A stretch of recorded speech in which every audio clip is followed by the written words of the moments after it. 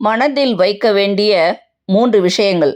முதலாவது, நேரம் சரியில்லை, காலம் சரியில்லை, நிலைமை சரியில்லை என்பதெல்லாம் வெற்று பேச்சு. நேரம் போதவில்லை என்பதே வெற்றியின் பேச்சு. என்ன நடந்தாலும் அது நம்பிக்கையா, மூட நம்பிக்கையான்னு சொல்ல தெரியல. எனக்கு இப்போ நேரம் சரியா இல்ல. அதனால தான் எல்லாமே எனக்கு கஷ்டமாக இருக்குது, தோல்வியாக இருக்குது. இந்த காலம் சரியில்லை, நேரம் சரியில்லை, அதனால தான் இந்த நிலைமை சரியில்லை அப்படிங்கிறதெல்லாம் வெற்று பேச்சு. வெற்று பேச்சுன்னா என்ன? அதுக்கு அர்த்தமே கிடையாது.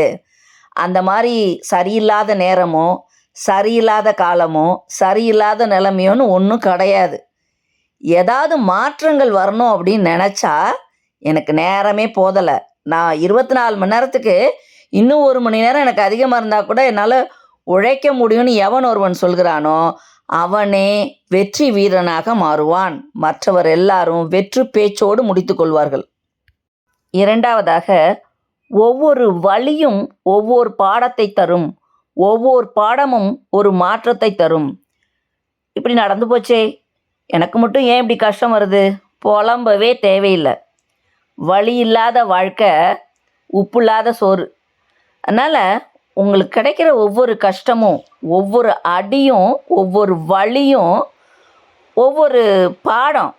அந்த பாடத்தை நீங்கள் கற்றுக்குறீங்களா, ஒழுங்காக படிக்கிறீங்களா, அதை ஒழுங்காக எக்ஸிக்யூட் பண்ணுறதுங்கிறது உங்கள் கையில் தான் இருக்குது.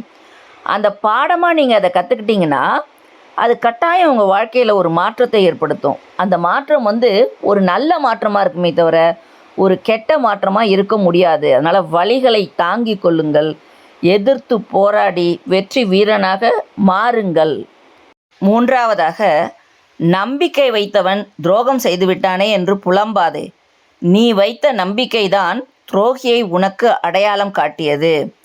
ஐயோ, நான் அந்த வேலை எவ்வளோ நம்பிக்கை வச்சுருந்தேன், என் நம்பிக்கையை இப்படி உடைச்சிட்டானே, இப்படி துரோகம் பண்ணிட்டானே அப்படின்னு புலம்பாத மனுஷனே கிடையாது. அப்படியெல்லாம் புலம்பவே தேவையில்லைங்க.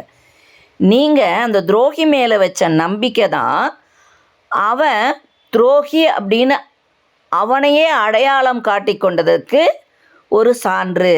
அப்படி இல்லைன்னா அவன் துரோகினே உங்களுக்கு தெரிஞ்சிருக்காது.